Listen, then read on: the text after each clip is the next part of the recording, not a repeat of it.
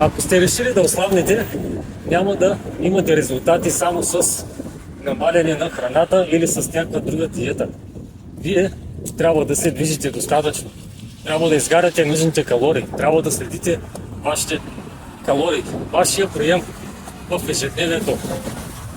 Трябва задължително да пречиствате и вашето тяло отвътре, да пречистите вашите органи, да обновите всички процеси, да пречистите вашите черва. Защото във вашите черва имат много замърсявания, които са се натрупали през годините. Поради надорваното тегло, вашия организъм работи много трудно, вашия метаболизъм също е много забавен. Нищо не работи както трябва.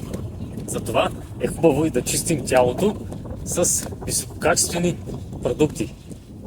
Не разбирам как хората очакват нещо, което е ефтино, да им помогне за здравето, да им помогне да ослабнат.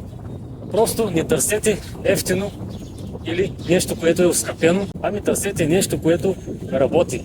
Първо се интересувате от компанията. Тази компания има ли сертификати за качество, има ли някаква история, какъв производител е, към какво е насочена, има ли оскъпяване, защото няма смисъл да дадете едни пари и да нямате никакви резултати.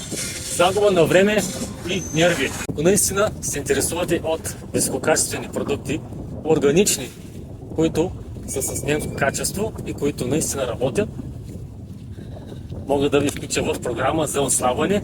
Тази програма за ослабване е 3-месечна и това са продукти, които работят вече повече от 30 години.